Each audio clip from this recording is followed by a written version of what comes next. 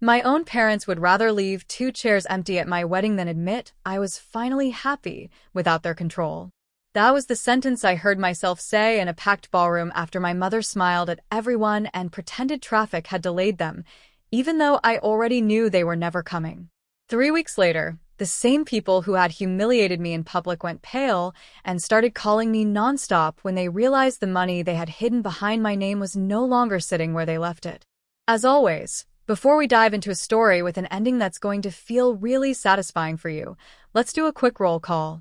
Type present and the city you're watching from in the comments.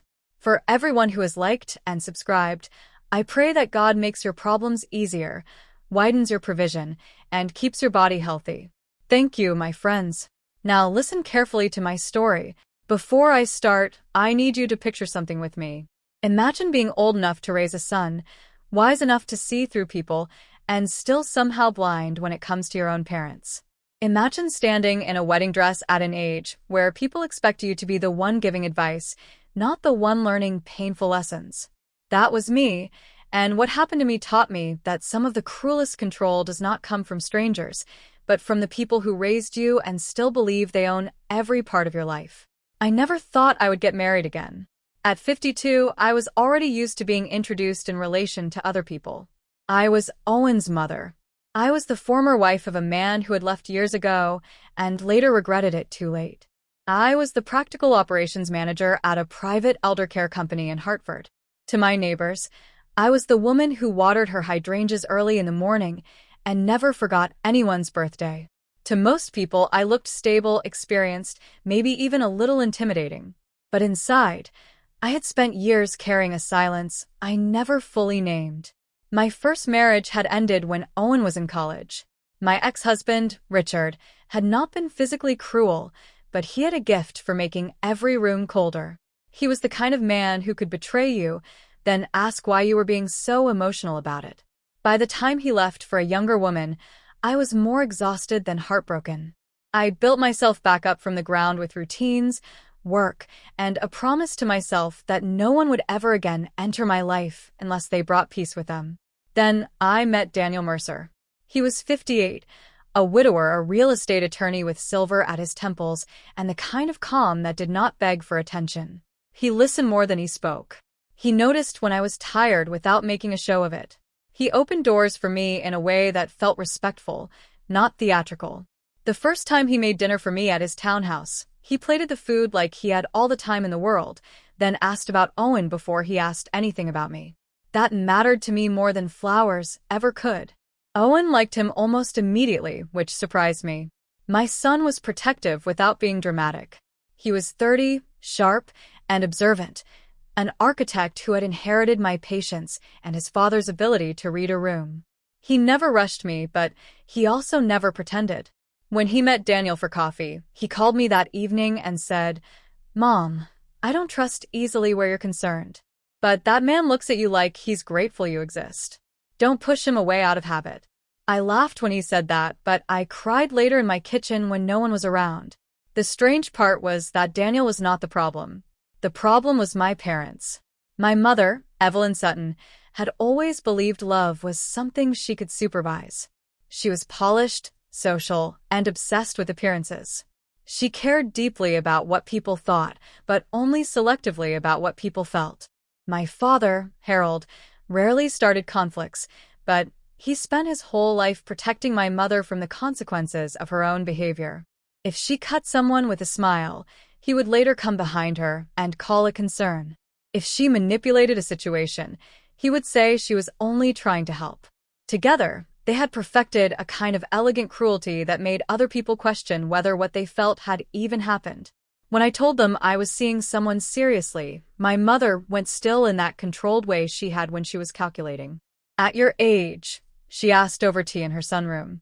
I gave a small laugh because I had learned long ago that if I did not soften my answers around her, she would sharpen hers. "Yes, at my age." She lifted her cup. "I'm only asking because men like that don't usually marry for romance." My hand tightened around my saucer. "Men like what?" "Established. Wealthy. Careful. He's a widower, isn't he?" Men with assets are usually practical the second time around. My father looked over his newspaper and said, "Your mother means you should protect yourself." No, she didn't. I knew her language too well. She was not warning me for my benefit. She was telling me that a woman like me should be grateful to be chosen, but never foolish enough to think she was deeply loved. I tried to let it go. At first, that was my pattern. Every sharp comment, I folded neatly and put away. I told myself they were adjusting. I told myself my mother always needed control before she could behave. I told myself that if Daniel continued being decent and steady, eventually even she would have to relax. Instead, the red flags began to gather. When Daniel invited my parents to dinner at his townhouse, my mother arrived with a bottle of expensive wine and the smile she used when she wanted to inspect someone politely. She complimented the artwork, the crown molding, the library wall, and then asked, too casually, whether the house was held in a trust. Daniel, to his credit, did not blink. "Some of my assets are structured that way, yes." She nodded as if discussing whether. Smart. Second marriages can get messy. I felt heat crawl up my neck. Mom. What? She looked offended. I'm complimenting him. Daniel placed roasted salmon on my plate and said, very evenly, I believe marriages get messy when people around them treat them like transactions. The room went so quiet I heard my father's fork touch the china. For 1 second, I almost smiled. But my mother smiled first. Then it's a good thing no one here would ever do that. The night continued, but something had shifted. Daniel saw it. I saw it. Even my father saw it, though he pretended not to. My mother had tested a door and realized it would not open politely. From that night on, she stopped treating Daniel like a future son-in-law and started treating him like a structure she needed to map. A week later, Owen came over for dinner and found me distracted. You've chopped the same parsley for 10 minutes, he said. I looked down and realized I had turned half a bunch into green dust. Your grandmother is being your grandmother. He leaned against the counter. About the wedding? Daniel and I were not even formally engaged yet, but the conversation had begun. He had asked me, quietly and with that steady look in his eyes, how I would feel about getting married in the spring. It was not some flashy surprise. It was thoughtful, serious, exactly like him. I sighed. About everything. She keeps asking practical questions that don't feel practical. Owen dried a plate and said, that means money. I glanced at him. You sound very sure. Because Grandma has never once asked a financial question out of simple curiosity.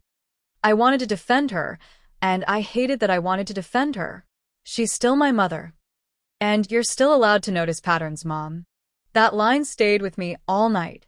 A few days after that, my mother called and asked me to come by because my father needed help understanding some investment paperwork. I had handled plenty of family forms over the years. Ever since my parents slowed down, they had relied on me more than they ever admitted. I reviewed health claims, organized legal folders, fixed online account access, and translated banker language into plain English. My mother liked to act as though I was simply useful. Never essential. Just useful. When I arrived, the papers waiting for me were not routine. There was a folder on the dining table with account statements, a copy of an old signature card, and a set of updated beneficiary forms. My name appeared on more than one page. At first, I thought my father wanted to review a dormant educational account from years earlier, or maybe some old estate planning item. But the longer I read, the stranger it felt. One account, a legacy brokerage fund, listed me as an authorized co-signer on changes made in the last 6 months. I frowned. When was this updated? My father adjusted his glasses. Sometime in autumn, I think. That can't be right. My mother stood by the sideboard, arms folded. Why not? Because I wasn't here in autumn. I was in Vermont with Owen for Thanksgiving week, and then I had that flu in December. I looked again. This form says I signed in person at the branch. My mother's face did not change. Then the date is probably wrong. I knew enough paperwork in my life to know when something was off. I also knew my own signature.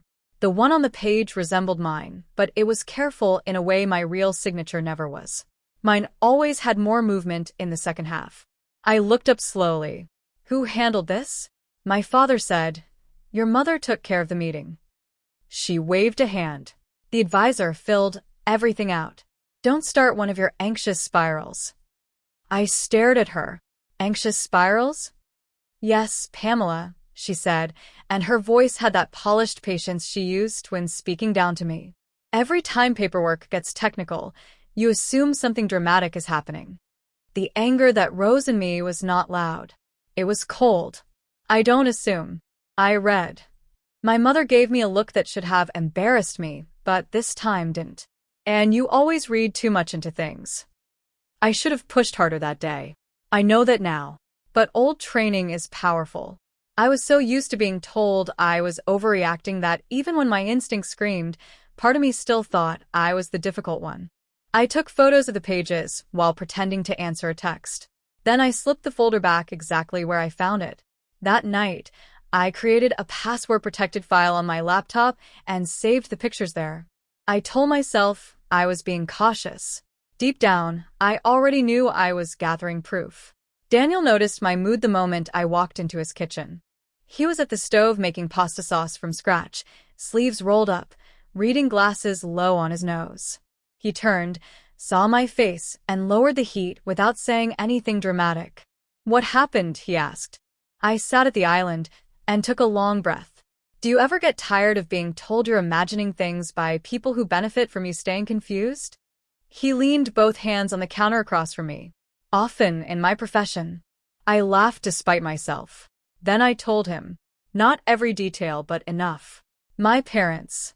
The account. My name on papers I had not signed. My mother calling me dramatic before I had even finished speaking. Daniel listened without interrupting. When I was done, he said, "Do you want my professional opinion or my personal one?" "Both." "Personally, I think your mother is used to controlling the narrative before anyone else can verify facts." He held my gaze. "Professionally, I think you should get copies of everything and not alert them yet." I stared at him. "So, I'm not crazy."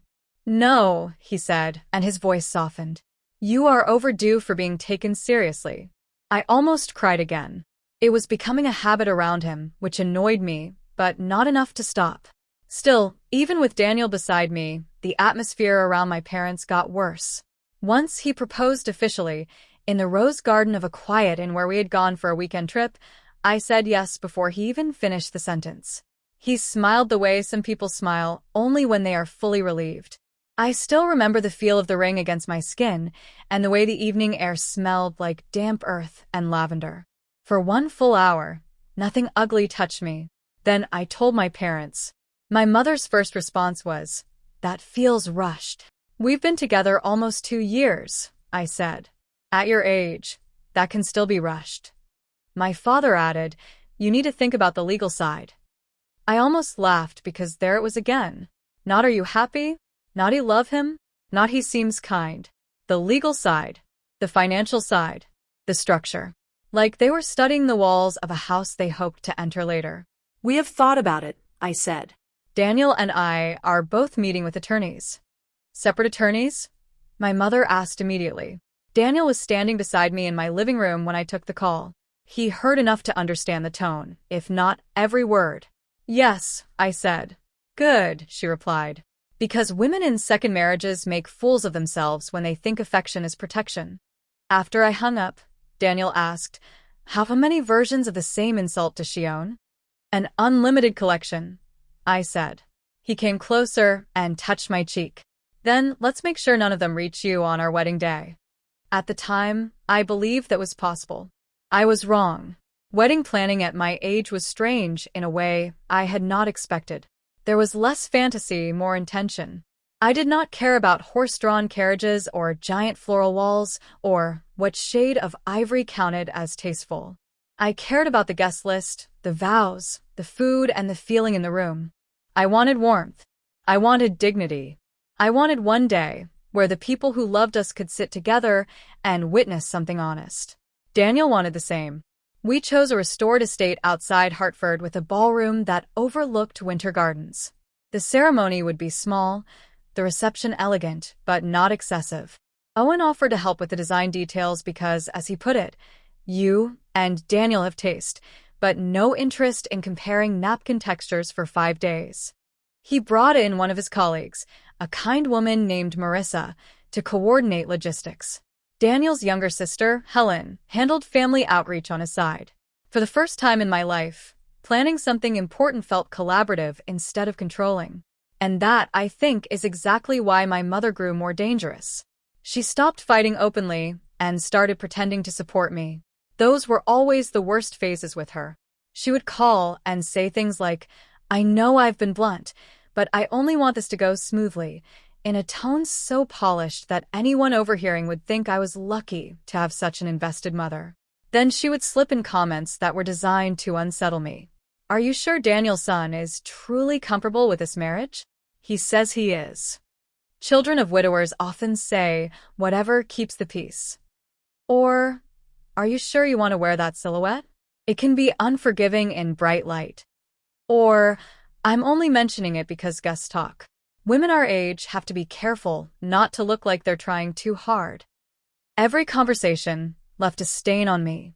If I protested, she sighed and asked why I was determined to misinterpret concern. If I stayed quiet, she pressed further. It was a game I had played all my life, and suddenly I was tired of being good at it. Owen saw it first. One Sunday, he came with me to review seating charts at the venue. We were standing in the ballroom, and the event manager had just shown us the sweetheart table setup. 2 rows back, there was a front family section with reserved placards. My eyes landed on the 2 seats marked for my parents. For some reason, my chest tightened. Owen noticed. "What?" I shook my head. "Nothing. It's stupid." He folded his arms. "Try me." I looked at the chairs again. Every major event in my life has somehow become about managing your grandmother's feelings before my own. He did not answer immediately. Then he said, "You know you're allowed to stop building your joy around whether they behave." That should have been obvious. But when someone has trained you from childhood to measure emotional weather around them, obvious things arrive late. I walked closer to the front row. I keep thinking if I plan everything carefully enough, there won't be room for disaster. Owen looked around the ballroom. Disaster doesn't need room. It only needs intention. I turned to him.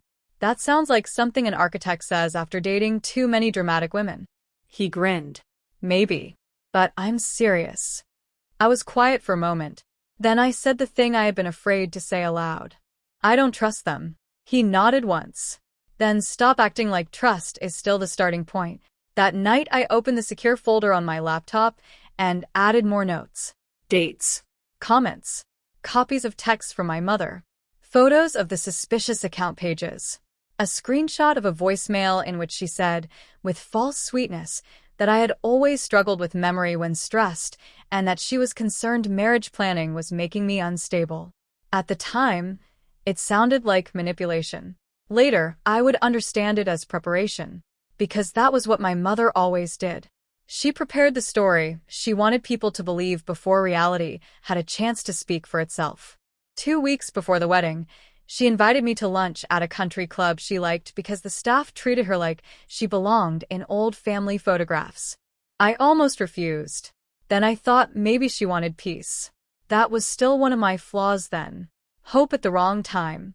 She arrived in cream slacks and pearls, perfectly arranged, and kissed my cheek like we were close. "I've been thinking," she said after ordering. "Maybe I've been too hard on you." I almost laughed from pure disbelief, but I kept my face neutral. That would be a fresh development. She gave me a thin smile. "You always did confuse honesty with cruelty." There it was.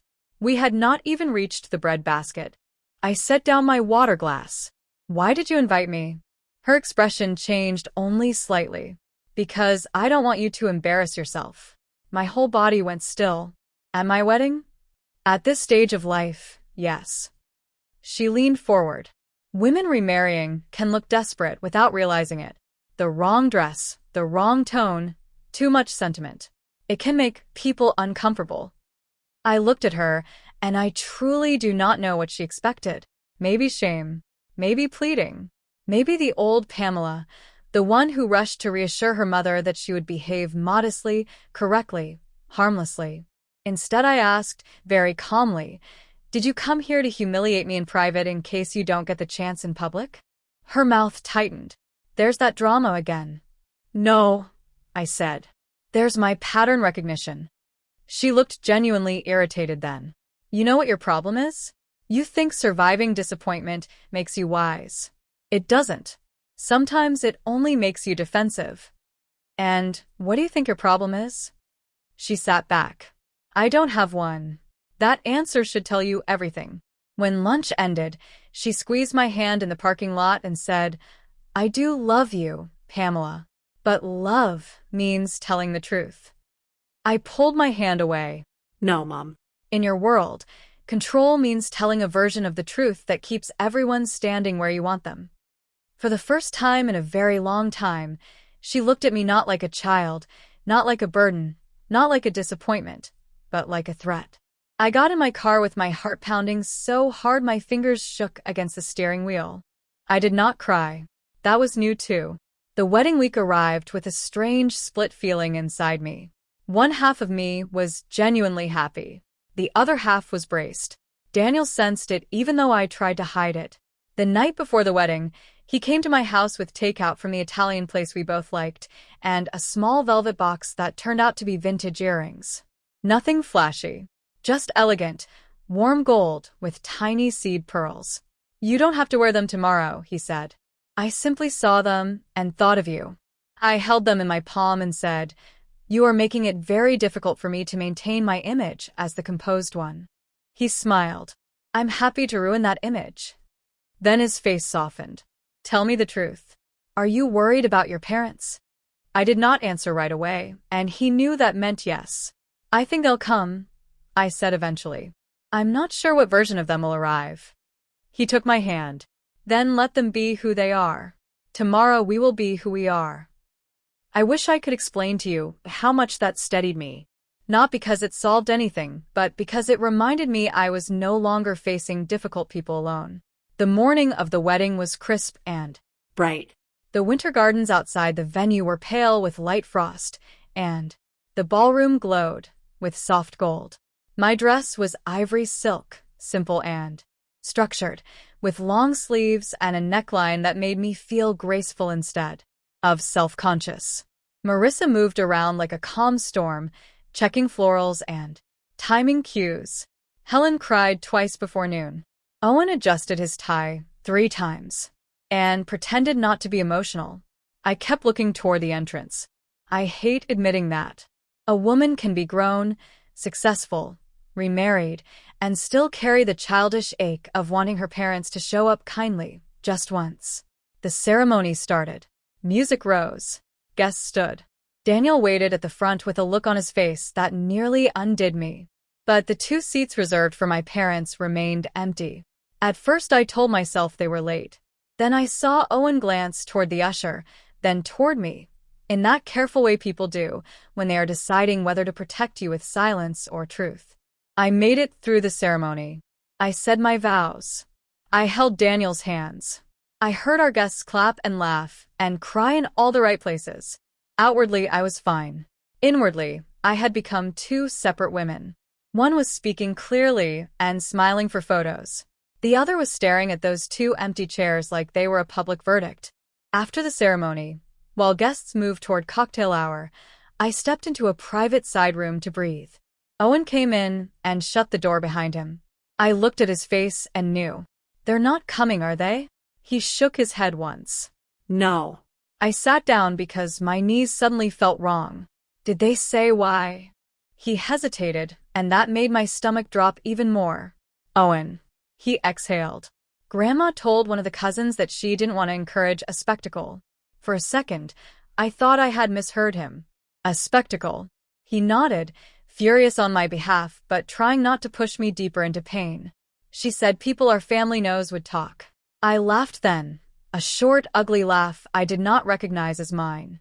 "So she left 2 seats empty at her daughter's wedding to avoid embarrassment." "I'm sorry, Mom." I stared at my bouquet. "No." "Don't say sorry for them. Make me understand how someone dresses cruelty as dignity for this many years and still sleeps at night." Owen crouched in front of me. You don't need to understand her today. You only need to get through today.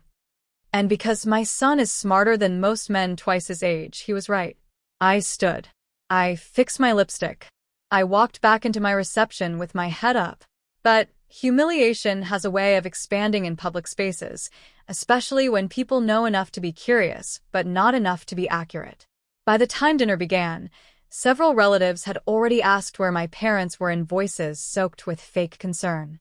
My Aunt Beverly said, "I'm sure something important came up," in the same tone people use when they already know the scandal and want to hear your version. One of my father's old golf friends patted Daniel on the shoulder and joked that marriage must have started before the ceremony because the bride's side is already divided. I smiled more than I wanted to. I spoke less than I wanted to. I could feel Daniel watching me the way a good man watches the person he loves when she is working too hard not to break in public. Then came the moment I will never forget. During the reception, just before dessert, my parents arrived. Not for the ceremony. Not for the vows. Not to bless the marriage. They arrived late enough to make an entrance and early enough to be seen. My mother wore deep blue satin and the expression of a woman attending a formal obligation she had nearly skipped. My father looked embarrassed, but he still followed 2 steps behind her like always. Conversations quieted. Heads turned. And because humiliation loves an audience, my mother smiled as though she were rescuing the evening by appearing at all. She approached our table with both hands extended. "Pamela, darling," she said, loud enough for nearby guests to hear. "You know how your father gets in traffic." My father, who had been sitting on golf courses and in leather club chairs his entire retirement, looked at the carpet. I stood slowly. Daniel stood beside me. Owen, across the room, had already gone still. I said, 2 seats were empty through the entire ceremony. My mother kept smiling. "Well, we're here now." That was when something in me finally reached its limit. I heard my own voice, low and clear. My own parents would rather leave 2 chairs empty at my wedding than admit I was finally happy without their control. You could feel the silence spread. My mother's smile broke first. Just a little. Barely enough for strangers to notice. More than enough for me. She said, through her teeth, "This is hardly the place." I looked at her and realized something enormous. Every room had always been the wrong room to tell the truth if the truth made her uncomfortable.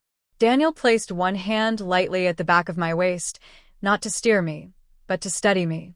My father looked like he wanted to disappear into the wallpaper. My mother's eyes sharpened with fury disguised as offense. Then she did what she always did when losing control. She switched from elegance to injury. "We came to spite your behavior," she said softly, as if I had wounded her. "I knew you were stressed, but this is cruel." There it was. The reversal. In less than 30 seconds, she had skipped over abandoning her daughter at her own ceremony and moved straight to becoming the dignified victim of my public rudeness. Some guests looked confused. Some looked uncomfortable. A few saw right through her. Owen began walking toward us, but I shook my head slightly. "Not yet." I said, "You didn't come to spite my behavior. You arrived late enough to punish me and early enough to be seen doing it." Her face went flat. My father finally spoke. "Pamela, lower your voice." I turned to him. Why? "So she can tell the story first again." That landed harder than I expected. My father flinched. Daniel then said, with terrifying calm, "Evelyn, Harold, you're welcome to remain as guests if you behave like guests. But this evening is not open for manipulation." My mother looked at him the way certain people look at locked doors. "Excuse me?" "You heard me," he said. For one brief, glorious second, I almost believed that would be the end of it. That they would sit down, eat their meal, and save their poison for later. Instead, my mother leaned close enough for only us to hear and whispered, "Do not forget whose messes we have cleaned up your whole life." I felt my pulse in my throat. "What messes?" She gave me a hard smile. "Be careful." Then she straightened, kissed the air near my cheek, and walked toward her table. The rest of the reception blurred around that moment. I danced with Daniel. I hugged guests. I smiled for photos. I cut cake. But under all of it, something had changed completely. My mother was not merely offended by my marriage. She was warning me. I spent my wedding night in a luxury suite with a good man beside me and a knot of dread sitting behind my ribs. The next morning, Daniel found me standing at the window in my robe, coffee untouched. "You barely slept," he said. I turned. She threatened me. He did not dismiss it. "Tell me exactly what she said." I repeated it word for word. He listened carefully, then said, "That wasn't random." No. He walked over slowly. "Pamela, I need you to think through every financial document, family account, power of attorney conversation, and estate paper they have involved you in over the last year." I stared at him. "You think this is connected to the account? I think people like your mother rarely create only one layer of leverage." That was not what I wanted to hear on the morning after my wedding, but it was exactly what I needed to hear. 3 days later, the real fall began. I was at Daniel's townhouse, now ours, sitting in the breakfast room with a legal pad and my laptop open. We had decided not to spend our first weeks of marriage pretending everything was romantic if something serious was happening beneath the surface. Daniel had contacted a forensic banking consultant he trusted, a quiet former regulator named Leonard Shaw, and arranged a discreet review of the photos I had taken. By noon, Leonard called. His voice was careful. Too careful. "Mrs. Mercer, I've reviewed the signature forms and routing patterns. I can't conclude everything from photographs alone, but I can tell you 2 things with confidence. 1, the signature on at least one authorization page is very likely not yours. 2, your name appears to have been used to facilitate movement between accounts in a way that could expose you to liability." My mouth went dry. Liability for what? "Potential unauthorized transfer activity," he said, "depending on how the institution interprets intent." Daniel took the phone gently from my hand and asked a series of sharp questions I barely processed. All I heard was the drumbeat in my head. My name. Used. Liability. When the call ended, I sat very still. Daniel knelt in front of me. "Look at me." I did. "This is not your shame." I whispered. "My mother used my name." "Yes." "My father let her." "Yes. And if this surfaces the wrong way, they can act like I was the one handling everything." His silence for half a second confirmed what I already knew. I stood so quickly the chair legs scraped the floor. She was preparing the story. The voicemails. The little comments about my memory. The concern about stress. She was building a record. Daniel rose too. "That's what it looks like." I began pacing. "So if money disappears or an audit happens, I'm the unstable remarried daughter, making bad decisions under pressure." "Pamela." I stopped. He said, "You need to breathe, and then you need to think like the competent woman you are." That grounded me. Barely. Enough. By evening, we had a plan to gather certified copies and freeze my exposure where legally possible. But before we could move fully, my parents called and asked me to come over the next day for a family discussion. Not a request. A summons wrapped in politeness. I almost refused. Daniel wanted me to. Owen absolutely wanted me to. But we both knew something important. People who think they still have leverage often reveal more before they realize they've lost control. So I went. Their living room looked exactly as it always had. Formal, expensive, emotionally airless. My mother sat upright on the cream sofa. My father stood near the fireplace holding a folder. No tea. No small talk. No performance of hospitality. That told me everything before a word was spoken. "Sit down," my mother said. I remained standing. "If this is about the wedding, say it quickly." She gave a cold smile. "This is about cleaning up your recent instability." My body went so still I could hear the clock on the mantel. My what? My father opened the folder and removed several pages. "There have been concerns about certain account activities and authorizations." I laughed in pure disbelief. Concerns created by whom? My mother crossed one leg over the other. "Pamela, please. This hostility is exactly why we hope to handle things privately." I looked at the papers in my father's hands and knew, with a clarity that felt almost holy, that they had prepared to bury me. You used my name, I said. My mother's voice sharpened. Do not be hysterical. There it is, I replied. Right on schedule. My father said, if there are irregularities, the bank may ask questions. Since your signature appears on multiple forms, we need a united explanation. I stared at him. A united explanation. Yes, he said, not meeting my eyes. That you approve the transfers as part of helping us reorganize funds. And if I don't say that? My mother leaned forward then, all softness gone. Then this becomes ugly for everyone, including your new husband. There was the second threat. I felt a wave of cold move through my chest, but beneath it, something else rose too. Clarity. Not panic. Not shame. Clarity. You forged my name, I said quietly. My mother's lips pressed together. My father said, no one is using that word. I am. My mother stood. You should be thanking us. I almost laughed again. For what? For trying to frame me? For carrying this family financially for years and making sure everyone stayed protected, she snapped. Do you think these things organize themselves? Do you think your father understands half of what has to be done? I made decisions because someone had to. And now you want me to absorb the consequences because you think I'm still the easiest person to sacrifice. She stepped closer. You owe us. There are sentences that split your life cleanly in two. That was one of them. Because in that instant, every favor, every file, every errand, every doctor's call, every account login, every emergency I had handled for them over decades rearranged itself in my mind. Not as family love. Not as mutual care. As extraction. As entitlement. As a system built on the assumption that I would always be the daughter who absorbed damage quietly. My father said, too softly, Pamela, don't make this worse. I looked at him with more sadness than rage. Worse than what? Worse than leaving your daughter's wedding empty, than trying to hand her your financial fraud as a honeymoon gift. He flinched like I had slapped him. My mother's eyes hardened. If you walk out of here without cooperating, don't expect us to protect you. I picked up my handbag. No, I said.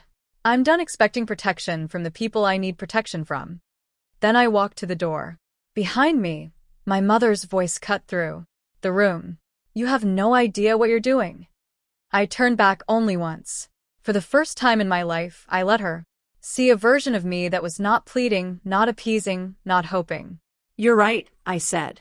You have no idea what I'm doing. And that was true, because when I stepped out of their house, that afternoon, shaking from head to toe, I was no longer a daughter trying to save a family story. I was a woman finally ready to tear one open. I got into my car and locked the doors before I let myself fall apart.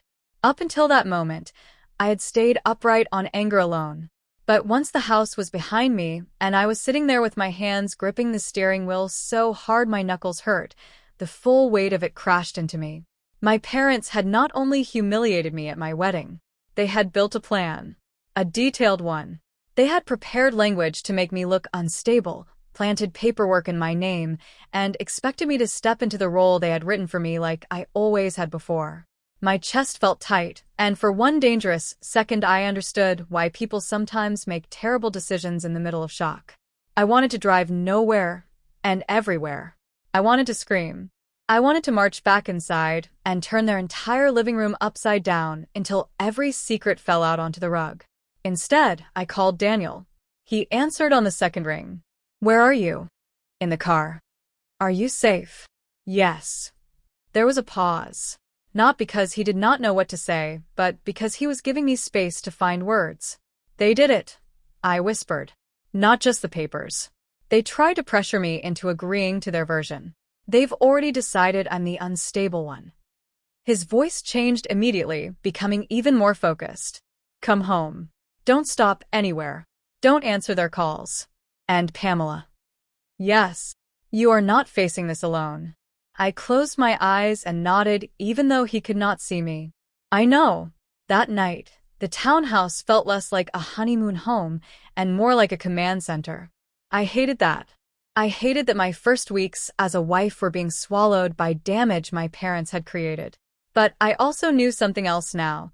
Pretending everything was normal would only help them. Daniel had already called Leonard back, and by the time I arrived, there were notes spread across the dining table. Not dramatic piles. Clean stacks. Timeline sheets. Account references. A yellow legal pad in Daniel's precise handwriting. The sight of it steadied me. Chaos looks smaller when intelligent people begin naming its parts. Owen arrived 20 minutes later with coffee and a face that told me he had stopped being surprised by family ugliness a long time ago. He hugged me first and asked no unnecessary questions. "Tell me everything in order." So I did. I repeated every sentence my parents had said, as accurately as I could. My mother's use of the word instability. My father's phrase, united explanation. The implied threat toward Daniel. The way they both acted as though I should be grateful for the chance to help bury the truth. Daniel took notes while I spoke. Owen interrupted only to pin down exact wording. "Did your father say the bank may ask questions, or did he say would ask questions?" "May." "Did your mother use the phrase protect you before or after she said this becomes ugly?" "After." Owen nodded. Good. "That means she escalated when you refused alignment. That matters." I looked at my son and felt a strange ache of gratitude. "You sound like a trial consultant." "I sound like someone who was raised in a family where precision keeps manipulators from rewriting history." That hit me harder than he meant it to, I think. Because he was right. He had learned this watching me survive them. Leonard joined us by video call later that evening. He was in his 60s, with the kind of face that seemed carved for patient bad news. He did not dramatize anything, which made every sentence more serious. "I've flagged 3 urgent issues," he said. "First, there appear to be transfers between 2 family-controlled accounts and a linked authorization trail carrying your name. Second, if challenged, the documentation currently creates the appearance that you had visibility into those movements. Third, if your parents decide to move assets again before scrutiny increases, recovery gets harder." I sat very still. "So, what do I do?" Daniel answered before Leonard could. "We do not let them define the next move." Leonard nodded. Exactly. "Quietly obtain certified records. Lock down any active access associated with your identity. And determine whether any funds held under a custodial or convenience structure were ever truly your parents' to control." I frowned. "What does that mean?" He adjusted his glasses.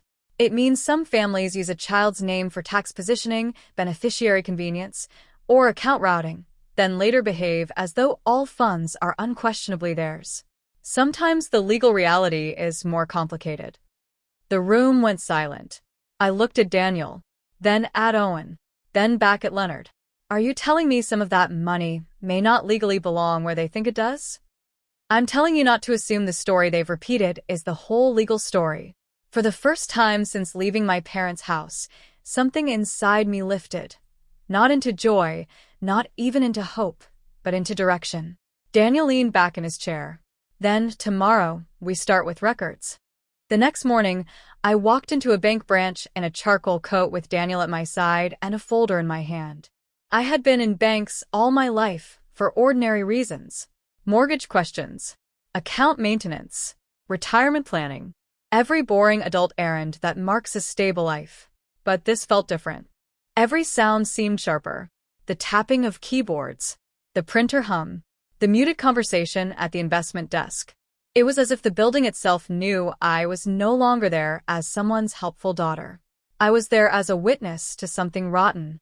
A branch manager named Felicia met us in a private office after Daniel identified himself and requested a records escalation based on suspected unauthorized activity involving a forged signature. Felicia was composed, experienced, and not easy to rattle. I appreciated that immediately. She reviewed the copies I had and asked me to sign an affidavit sample for comparison. Then she placed the question form beside it and looked between them for a long moment. "I can't make a final determination from visual review alone," she said, careful and professional, "but I can certainly understand why this was flagged. There are inconsistencies." "Inconsistencies," I repeated. Yes. Her eyes lifted to mine. And I also see something else. What? These authorizations were not random convenience updates.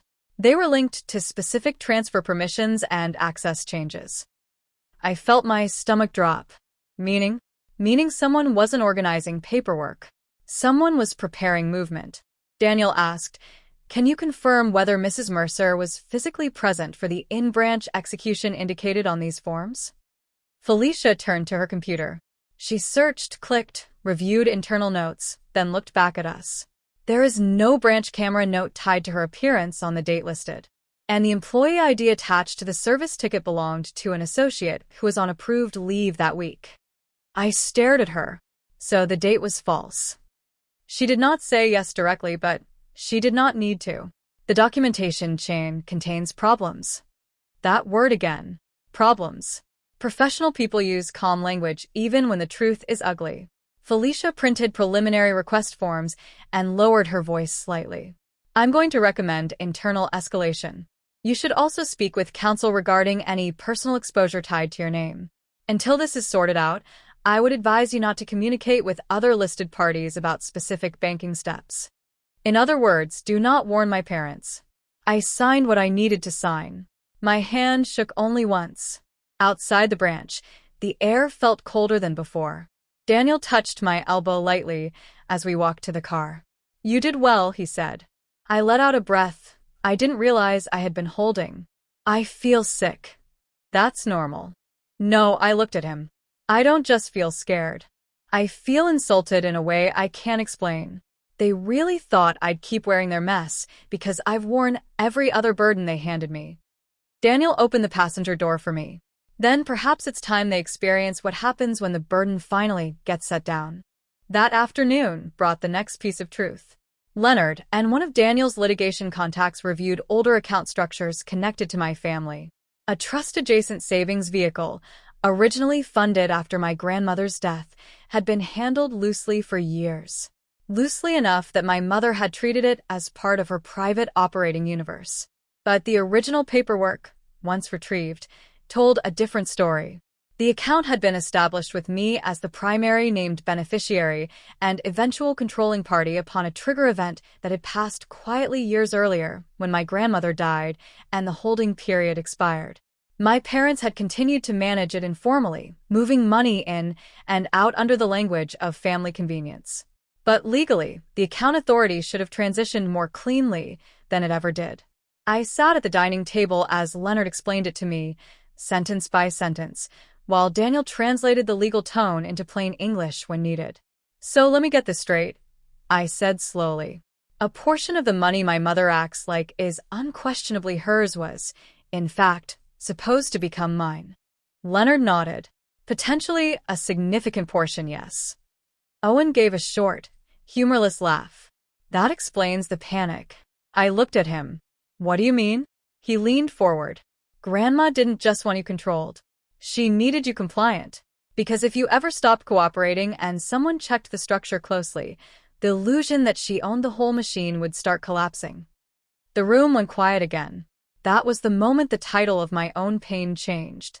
Until then, I had thought mostly in terms of humiliation, betrayal, and fraud exposure. Now something else came into focus. My parents had not only used my name, they had hidden behind my passivity while managing money they were never fully entitled to treat as their own. 3 weeks after my wedding, I emptied their bank account, but not in the mindless, reckless way the title might make people imagine. I did it lawfully, carefully, and all at once. But before I tell you how, I need to tell you how much they tried to stop me without realizing the ground had already shifted. The first tactic was emotional pressure. My mother left me 4 voicemails in one day. Her tone moved through every familiar mask. First hurt, then concern, then warning, then contempt. Pamela, I don't know what story Daniel is feeding you, but you are being reckless. Please call me before this becomes public and humiliating. I'm trying to protect this family from your latest impulsive spiral. And finally, in a voice so cold it could have frosted glass, if you let outsiders interfere in private family matters, you will regret the damage. I saved every voicemail. The second tactic was triangulation. My Aunt Beverly called to say my mother was devastated by my wedding outburst and worried that remarriage had changed me. A family friend texted me that my father was under terrible stress and I should not punish elderly parents over misunderstanding. Even an old church acquaintance I had not spoken to in months sent a message about honoring one's parents and not letting money damage blood. That was when I understood how fast my mother had moved. She had already begun the campaign. She was painting herself as a wounded older mother with a volatile daughter influenced by a new husband and greedy advisors. In another phase of my life, that would have worked on me. This time, it only made me more precise. I stopped responding emotionally and started documenting patterns. Dates of calls. Who contacted me. What language they used. Which phrases repeated. Concern about my stress. Worry over my instability. Sadness about outsiders. It was all the same architecture, only with different wallpaper. The third tactic was the cleverest. My father sent me an email that looked mild on the surface. He wrote that he hoped we could correct administrative confusion and avoid unnecessary withdrawals or account interference that could disadvantage all parties. That one sentence told Daniel everything he needed to know. They know a transfer is possible, he said. How? Because someone somewhere has begun internal review. Your father wouldn't use the phrase unnecessary withdrawals unless they were afraid control was slipping. Owen read the email and smiled in a way that looked too much like mine. So they're not calm anymore. No. They were not calm anymore. 2 days later, I met with Felicia again, this time with certified documents, identity verification, the original trust-related records Leonard had uncovered, and a supplemental legal letter prepared through Daniel's counsel. We were not accusing loudly. We were asserting carefully. That is often much stronger. Felicia reviewed the file for a long time. Then she brought in regional compliance. A man named Victor Hale joined us, mid-40s, sharp suit, measured tone, no patience for theater. He asked me direct questions. Did you authorize these transfers? No. Did you sign the attached change forms? No. Did you knowingly permit other parties to continue using your name after your beneficial interest matured into direct control? I did not understand the full status until this week. He nodded. That answer matters. Daniel spoke when necessary, but mostly he let me answer. I appreciated that more than I can say. People think support always looks like taking over. Real support often looks like staying close while letting you reclaim your own voice. Victor then asked the most important question of the day. Mrs. Mercer, are you instructing the institution to sever informal access pathways and transfer all assets lawfully under your verified control into a protected account structure pending final review? My mouth went dry. This was the line. This was the moment where years of training inside me wanted to say, let me think about how this will affect everyone. Let me ask how my mother will take it. Let me soften it. Let me wait. But another voice, newer and steadier, rose above that one. Yes, I said. Victor did not blink. Very well. The process was not cinematic. No alarms. No shouting. No dramatic vault sounds. Real power often moves quietly. Forms were executed. Access pathways were restricted. Sensitive review holds were placed. Transfer instructions were initiated into a newly secured account structure under my direct legal authority. The numbers on the screen shifted in a way that felt almost unreal. Decades of assumption, entitlement, and quiet misuse had just met documentation. When it was done, I sat back in the chair and stared at my own hands. Felicia said gently, "You may receive calls." I let out a breath that sounded almost like laughter. "I'm counting on it." She gave the smallest hint of a smile. "Then I suggest you let counsel screen them." 3 hours later, my phone exploded. My mother called 11 times in under 20 minutes. My father called 4 times. 2 unknown numbers appeared, probably from offices or friends they hoped I would pick up for by habit. Then came the text from my mother. "What have you done?" Not "Are you all right?" Not "Let's talk." Not "There must be some mistake." "What have you done?" I stared at the message for a full 10 seconds before handing the phone to Daniel. He read it and said, "There it is." No confusion at all when the money moves away from her.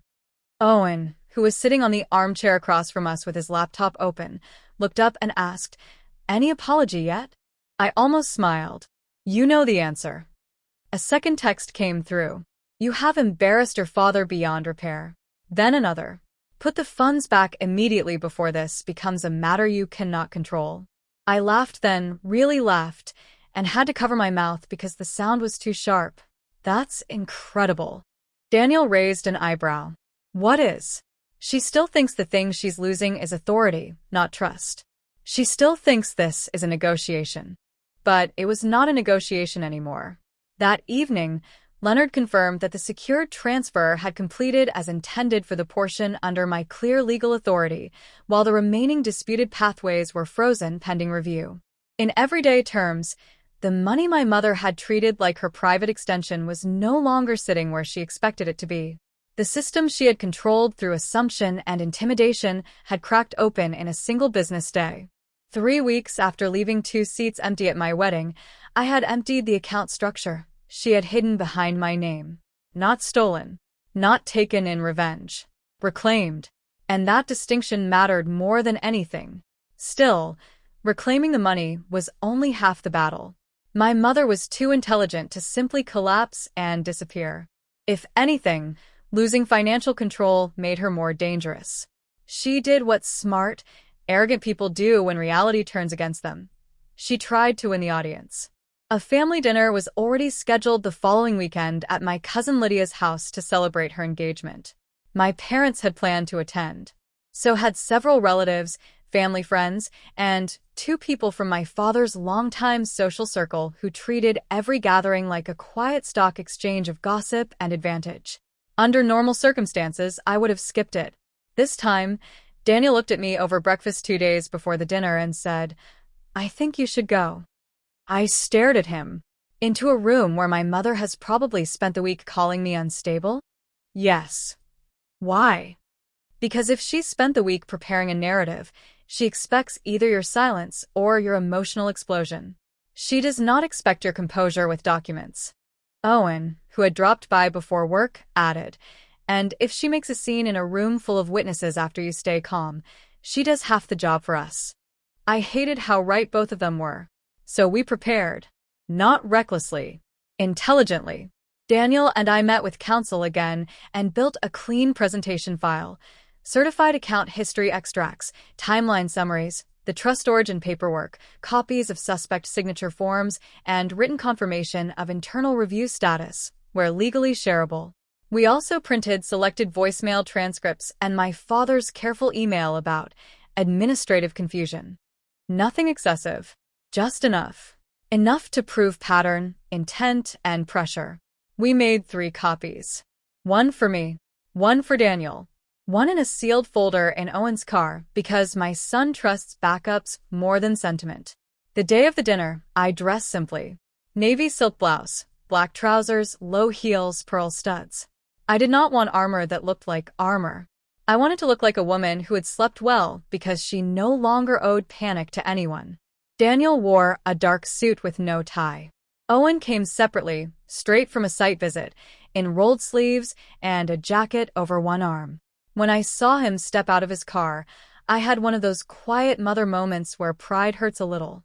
Not because he was perfect, because he was decent. Lydia's house was full when we arrived.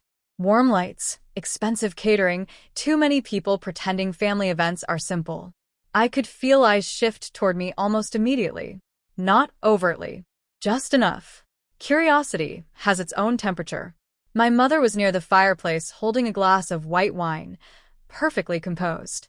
My father stood beside her, trying to look neutral and only succeeding at looking unwell. She saw me, then Daniel, then Owen. For half a second, her face changed. Not publicly. Not enough for everyone else. But I knew her too well. She had expected me to hide. Instead, I smiled politely and greeted Lydia first. That matters in family rooms. Manipulators rely on people jumping straight into defense or conflict. Calm order can be a weapon too. We made small talk. Congratulated Lydia. Admired the ring. Spoke to relatives. Let my mother feel the room not moving according to her private script. I could almost sense her impatience rising. She wanted to be the injured center. Instead, she was just another guest waiting for an opening. She found it during dinner. Someone, I think it was Beverly, of course, made a floating comment about how stressful financial misunderstandings can become between generations. My mother sighed lightly, as if reluctant to speak about pain publicly. Yes. Especially when grief, loneliness, and late-in-life decisions make people vulnerable. There were the code words. Grief. Loneliness. Vulnerable. She was not speaking to me. She was speaking around me, shaping perception. I set down my fork. Daniel did not move. Owen did not look at me. Both trusted me to choose my moment. My mother continued, I always say family matters should stay inside the family before outsiders complicate them. My father murmured, Evelyn, but not to stop her, only to soften the optics. I looked up and said, very clearly, then maybe families should stop forging documents and using their daughter's name to move money. The table went completely silent. There is a kind of silence that is just absence of sound. Then there is the other kind, the one that feels physical, like the room itself has stopped breathing. That was the silence in Lydia's dining room. My mother turned slowly toward me. Excuse me? I held her gaze. You heard me. Several heads shifted between us. Lydia froze with her glass in midair. Beverly actually looked thrilled, which I will never forgive her for. My mother gave a small, wounded laugh. Pamela, I know you've been under strain, but this is not. No, I said. We are not doing that version tonight. My father set down his napkin. Pamela, enough. I reached beside my chair and lifted the folder onto the table. That sound, the soft weight of paper on polished wood, somehow hit harder than shouting would have. Daniel finally spoke. Before anyone repeats a false story, we should be very clear. Pamela's identity was used in connection with unauthorized transfer activity and forged or highly suspect account documents. Internal review has already begun. My mother's color changed. Not dramatically. Not a movie scene. Just enough for truth to show. Her lips lost warmth. Her fingers tightened around the stem of her glass. She said, too quickly, that is a ridiculous interpretation. I opened the folder and slid one certified copy toward the center of the table. This is not an interpretation. This is the account authority structure from the original fund after Grandmother Eleanor's death. I placed another page beside it. This is the maturity language, showing that beneficial control should have transferred years ago. Another. This is one of the forms carrying my name on a date when the employee supposedly processing it was not even working. Another. And this is Dad's email asking me not to interfere with withdrawals after the bank began looking. My father went pale so fast it unsettled even me. Beverly whispered, Harold. My mother's voice sharpened. Put those away. No. This is private. You gave up the right to privacy when you tried to use me as a shield. Lydia's fiancé, a corporate litigator I had only met twice, quietly reached for the nearest document and read. Then he read another. He did not say much, but the fact that he kept reading told everyone else enough. My mother saw it too. She shifted instantly into her next strategy. Tears. Not loud sobbing. Elegant tears. The kind designed to make onlookers feel cruel for continuing. I cannot believe, she said softly, that after everything we've done for you, this is how you repay us. There it was again. The old debt mythology. The idea that care cancels accountability. The idea that if parents ever fed you, housed you, or bailed you out emotionally, they may later write your name wherever they please and still call it sacrifice. I looked at her and felt something surprising. Not hate. Clarity so complete it almost felt peaceful. You are crying because the money moved, I said. Not because you hurt me. That landed. Several people at the table looked at her differently after that.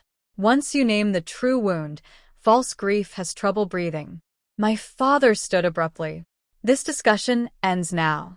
Owen spoke for the first time, voice calm and precise. No, Grandpa. The discussion ends when the story stops being manipulated. Everyone turned toward him. He continued, I was at my mother's wedding. I watched 2 reserved seats stay empty through the ceremony. Then I watched your wife arrive late enough to humiliate her and still act offended when she was called out. Since then, I've listened to voicemails, seen documents, and watched my mother get blamed for decisions she didn't make. So no, this doesn't end because you're uncomfortable. I could have cried right there from the force of loving my son, but I didn't. This was not the moment for tears. This was the moment for the truth to stand on its own feet. My mother's composure cracked then. "You ungrateful boy," she snapped. Owen did not even blink. That insult works better when the facts are on your side. There were actual gasps at that. My mother looked around the room and realized, maybe for the first time that week, that her influence had reached its limit. The documents were real. The language was too specific. Daniel was calm. I was calm. Owen was calm. She could not paint hysteria onto 3 composed people holding records. So she made her worst mistake. She turned to Lydia and said, "I hope you're seeing what happens when people remarry late and let outsiders poison the family." Daniel leaned back slightly, not angry, just done. "Mrs. Sutton, I would advise you not to use the word poison when discussing a paper trail this contaminated." That line finished her. She stood up so abruptly her chair scraped the floor. Her hand shook. Her wine nearly spilled. My father reached for her arm, and she snapped it away. For the first time, the room saw what I had seen for years. Not a refined matriarch misunderstood by sensitive relatives, but a woman furious that control had slipped in public. Lydia's fiancé cleared his throat and said, carefully, "Evelyn Harold, speaking only as someone who works around financial disputes, I strongly suggest you stop framing this as family overreaction. If these records are what they appear to be, this is serious." My mother stared at him like betrayal had become contagious. My father, voice weak now, said, "Pamela, we can still handle this quietly." I looked at him with all the grief of a daughter who had waited too long for one decent choice. "You had quiet. You used it to bury me." No one spoke after that for several seconds. Then Lydia, bless her, finally said the thing everyone else should have said earlier. "Aunt Pamela, do you want to stay? Because if not, Daniel and Owen can take you home, and the rest of us can deal with this nonsense ourselves." I almost laughed from relief. Daniel put one hand over mine. "That's your decision." But I was not finished. I reached into the folder one last time and placed a short typed statement on the table. For the sake of accuracy, I've documented a timeline of contacts, suspected forgery indicators, and pressure to provide a false explanation. Copies exist with counsel. So before anyone repeats that I acted rashly, please understand that everything from this point forward is documented. My mother's face went fully white. That was the moment. Not when the money moved. Not even when the documents came out. This was the moment her body finally understood what her mind had been refusing all week. I was no longer inside her system. For the first time, the truth stood right in the middle of all of us, and she couldn't run from it anymore. We left 10 minutes later. Not because we had been driven out. Because we had no reason to stay once the illusion was broken. In the car, I sat in silence while the city lights moved past the window. Daniel drove. Owen followed behind us. My pulse was still high, but underneath it, for the first time in weeks, there was space. Daniel glanced at me at a red light. "How do you feel?" I thought about that honestly. Tired. Sad. Lighter. He nodded. "That sounds about right." When we got home, Owen came in for tea. We sat at the kitchen island exactly where, in part one of my life, I had once cried over parsley and family tension before still trying to defend my mother. Now the same kitchen held evidence folders, tea mugs, and a quiet, so different it felt earned. Owen wrapped both hands around his mug. "She's going to keep trying." "I know, but it won't work the same now." I looked at him. "How do you know?" "Because people can only rewrite you efficiently when the audience doesn't have documents, and you still feel guilty for existing." I smiled despite myself. "That is a terrible and perfect sentence." He grinned. "I get it from you." The following weeks brought consequences exactly the way real life often does. Not all at once, but firmly. The bank's internal review continued. Certain disputed accounts remained frozen. My parents had to hire their own counsel, which cost them more than they expected. Their social standing took a quiet but undeniable hit because people who had once admired my mother's composure now had a new word for it: strategic. And once people begin privately using words like strategic, controlled, or calculating where charm used to live, reputation never quite recovers. My father stopped calling after 2 failed attempts to reach me through guilt. Then, 2 weeks later, he left a voicemail that sounded older than I had ever heard him. "I should have stopped some things sooner," he said. "I'm not saying this right, but I should have." It was not enough. It was also the truest sentence he had ever left me. My mother never apologized. Not really. She sent one email full of injured phrasing about misunderstandings, family dignity, and my unnecessary alliance with outsiders. There was no ownership in it. No sentence beginning with "I was wrong." No sentence ending in "I'm sorry for what I did to you." That mattered. Because when people hurt you in complex ways, healing often begins the day you stop calling their self-protection remorse. On the financial side, the reclaimed funds did not make me feel triumphant in the flashy sense. They made me feel corrected. A wrong line had been moved back where it belonged. Daniel helped me place everything under proper review and long-term structure. We were careful, conservative, and almost boring about it, which was exactly right. Money that once represented leverage became safety. Part of it went into secure retirement planning. Part funded a charitable care initiative Daniel and I had discussed for elderly women abandoned by family after property disputes. That decision mattered deeply to me. It was my way of making sure the money stopped carrying only the shape of control. And yes, some practical things improved immediately. Daniel and I renovated the sunroom of the townhouse into a bright reading space where I could work on weekends and where, months later, I would sit with coffee and realize I was no longer bracing every time my phone lit up. Owen visited often. Helen became the kind of sister-in-law I had not believed still existed at my age. Warm, funny, incapable of fake niceness. My life got quieter in the best ways. The fallout for my parents was not dramatic in the television sense, but it was heavy. Several relatives distanced themselves. Lydia did, completely. Beverly, deprived of safe gossip, became cautious around me for the first time in her life. One of my father's golf friends quietly withdrew from a joint venture discussion after hearing enough to worry about paper trails. My mother lost something she valued more than intimacy: unquestioned credibility in a room. That is a consequence many people underestimate.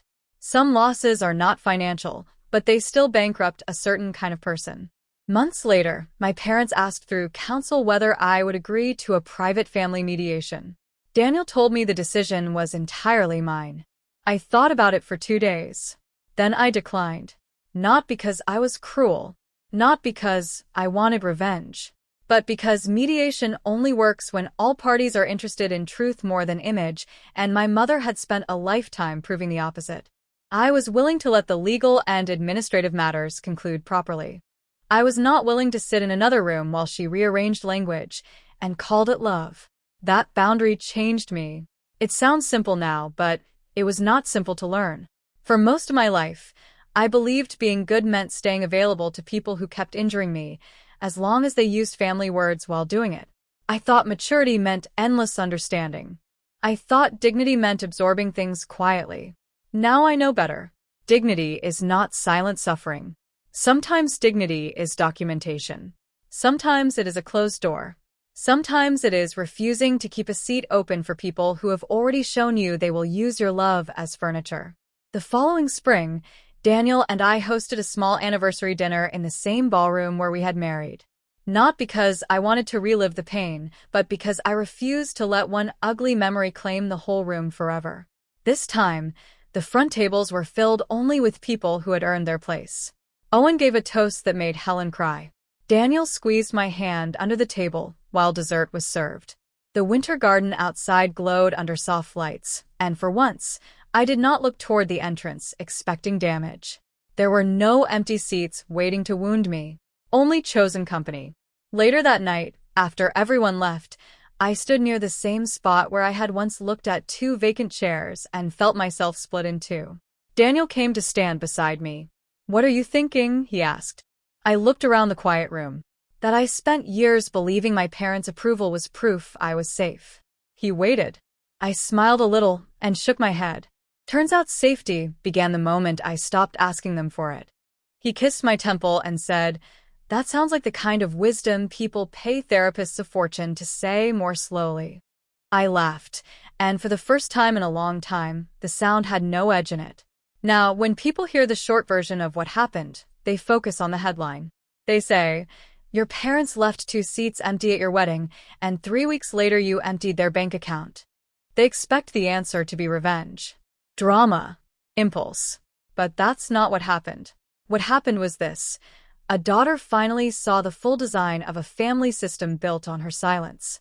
A mother, already old enough to know better, learned that age does not automatically bring wisdom if control is still your deepest habit. A woman who had spent years cleaning up other people's damage realized she had the right to stop being the easiest place for it to land. And once I understood that, everything changed. Now I know I was never the unstable one. I was the one standing in the middle of a polished lie, expected to hold it up with my own name. The day I stepped away, the whole thing started shaking exactly as it should have. From everything I went through, I learned that family titles mean nothing if they are only used to demand your silence. If you're in a situation like mine back then, please remember this. Love does not require you to carry blame that was designed for you by someone else.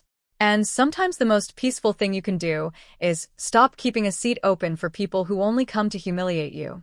If you've ever gone through something similar or you want to share your own story, write it in the comments below. Don't forget to share this story with your friends, like the video, and subscribe so you don't miss the next stories.